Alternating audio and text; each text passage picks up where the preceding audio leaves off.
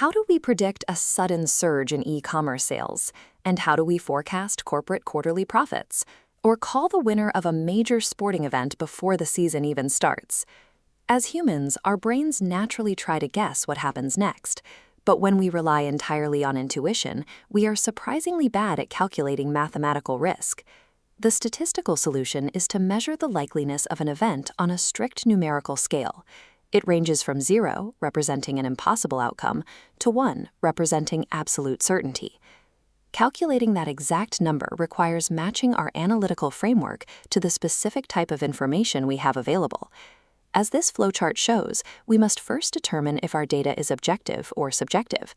Correctly identifying the type of data we possess is the critical first step.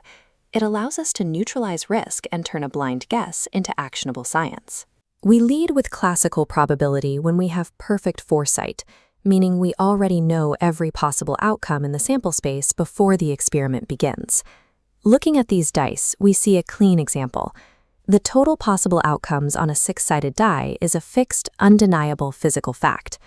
Within this perfectly known sample space, we encounter mutually exclusive events. In these cases, the occurrence of one result strictly prohibits any other from happening at the same time. Think of a standard deck of cards.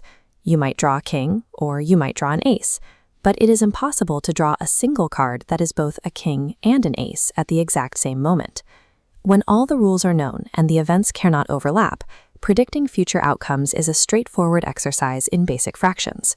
But the real world rarely operates like a clean deck of cards.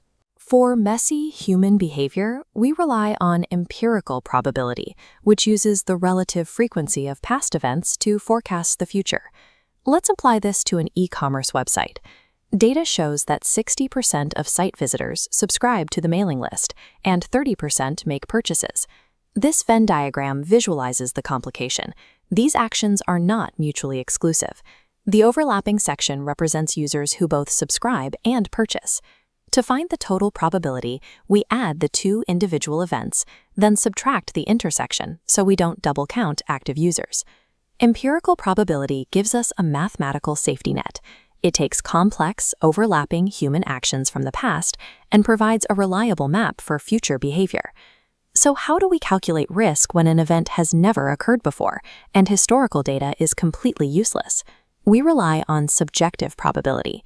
Take this lineup of the Australian national cricket team. If we want to estimate their likelihood of winning the next World Cup, we don't have past frequency data for this exact unplayed tournament. Subjective doesn't mean pulling numbers out of thin air.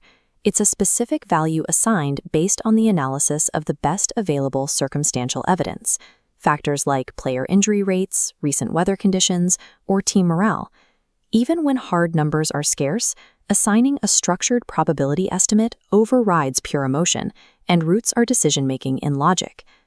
Navigating risk requires scaling our analysis, shifting from the absolute certainty of known rules to the patterns of history, and finally to informed estimates for the unique and unknown. Within any of these frameworks, recognizing whether events are mutually exclusive or if they overlap is what dictates the correct arithmetic rule you apply. Statistics in data science grants us the ability to correctly classify the reality of the world around us, allowing us to find clear signals inside of noise. The next time you face a major risk, don't just ask what the odds are. Ask yourself what kind of data you actually have to work with. Understanding probability provides the framework to take the unknown, strip away the paralyzing threat, and manage it as a calculated opportunity.